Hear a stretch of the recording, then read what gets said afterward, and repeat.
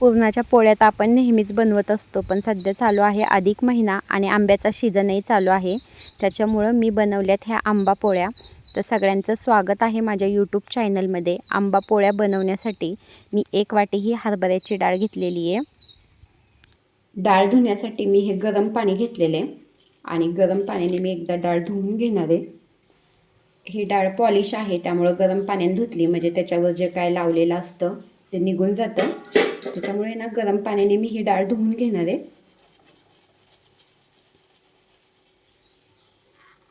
डाळ आहे ना मी आता 2 पाण्याने चांगली स्वच्छ धुवून घेतलेली आहे आणि 1 चमचाभर हे तेल घेतलेले.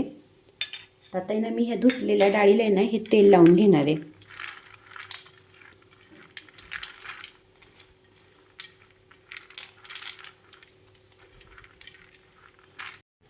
इथं गॅसवरती ना मी कुकर ठेवलेला आहे आणि आता ना मी 2 ग्लास पाणी ओतून घेणार आहे कुकरमध्ये. हे बघा, हे 2 ग्लास पाणी ओतून घेतलेले. पाण्याला इथे ना उकळी यावी म्हणून हे ताट झाकून घेतलेले.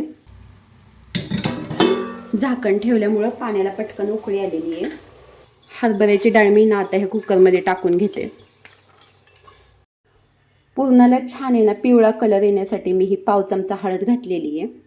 आता हे कुकरचं झाकण आहे ना लावून घेते. कुकरला मी 3 शिट्ट्या करून घेणार आहे आणि गॅसही मी मध्यम केलेला आहे. खूप फुल गॅसवरती ना कुकरला शिट्ट्या करून घेतल्या तर पटपट शिट्ट्या होतात, डाळ शिजत नाही. त्यामुळं मध्यम गॅस केलेला आहे आणि त्याच्यावरती मी कुकरला शिट्ट्या करून घेणार आहे. कुकरच्या शिट्ट्या होऊन कुकर थंड होईपर्यंत मी घेतलेली इथं कणिक मळून. कणिक मी अशी घट्ट अशी मळून घेतलेली आहे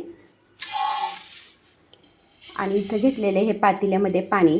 आता ह्या पाण्यामध्ये ना मी ही कणिक छान अशी भिजू देणार आहे.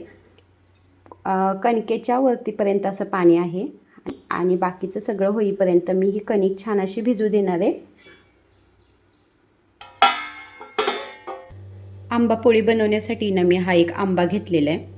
आंबा छान असा पिकलेला आहे. ते वरचं मी काढून घेतलेले आणि आता आंबा आहे ना कापून घेते. हे बघा किती छान पिकलेला आहे आंबा.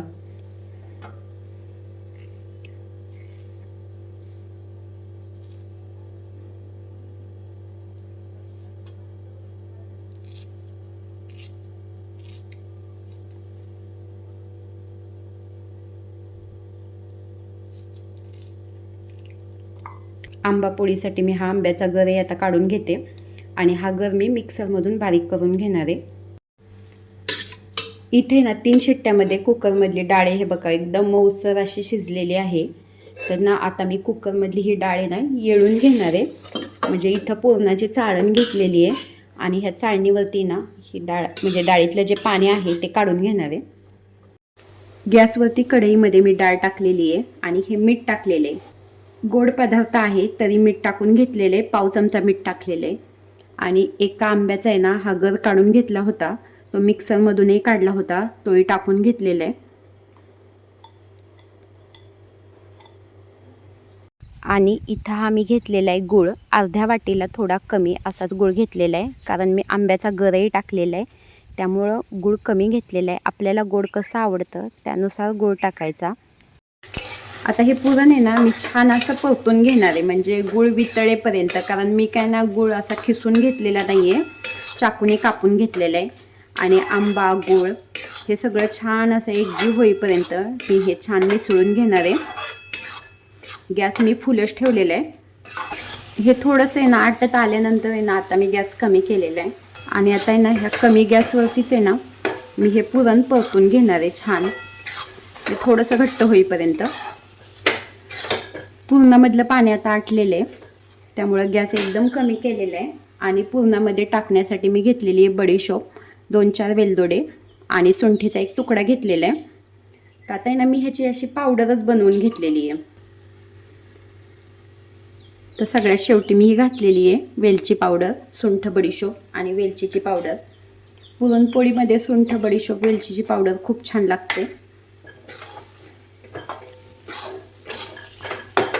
आणि हे थोडंसं ना असं पातळ वाटत असेल पण ना थंड झाल्यानंतर ते घट्ट होतं, त्यामुळे गॅस बंद केलेला आहे.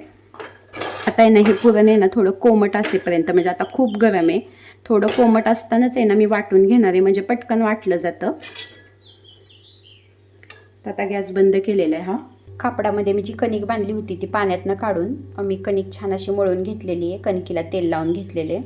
त्यानंतर पुरणही वाटून घेतलेले. पुरणाच्या चाळणीने मी पुरण वाटून घेतलेले आणि पोळ्यांना लावण्यासाठी मी पीठ घेतलेले.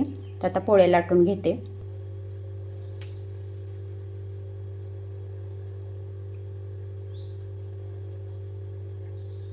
हाय ना, मी हा कणकीचा गोळा घेतलेला आहे. जेवढी कणिक आहे तेवढंच मी पुरण घेणार आहे. हे ना असं पुरण भरण्यासाठी आहे ना मी गोल असं करून घेतलेले. तर जेवढा कणकीचा गोळा होता तेवढंच मी पुरण घेतलेले आणि आता हे पुरणही ह्याच्यामध्ये घालून घेतलेले.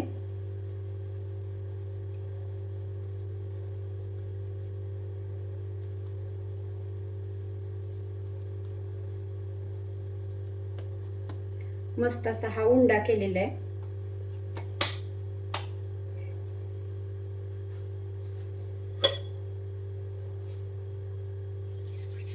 आणि ना आता पोळी लाटून घेते. कणिक छान झालेली आणि पुरणही छान झालेले आहे, त्याच्यामुळे पोळ्या लाटायला अजिबात वेळ लागत नाही.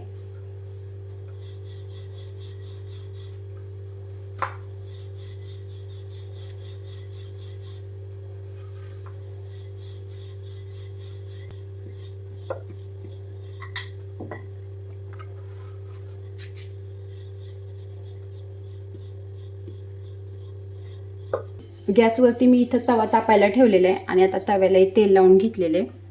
तवा तापल्यानंतर मी ही पोळी टाकलेली आहे. एका साईडने ना पोळी छान अशी भाजल्यानंतर मी दुसऱ्या साईडने पलटून घेतलेली आहे आणि दुसऱ्या साईडने आता ही छान अशी भाजून घेणार आहे.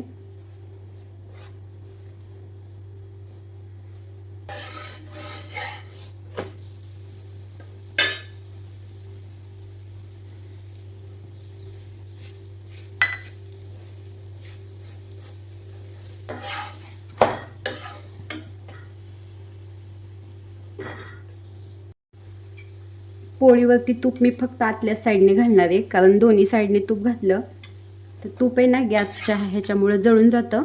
त्यामुळे एका साईडने तूप घातलेले आणि आता ही पोळी मस्त अशी भाजून घेतलेली पोळी तयार झालेली. आता बाकीच्याही पोळ्या अशाच पद्धतीने बनवून घेते. माझ्या ह्या आंबा पोळ्या तयार झालेल्या आहेत. खाण्यासाठीही तितक्याच चविष्ट.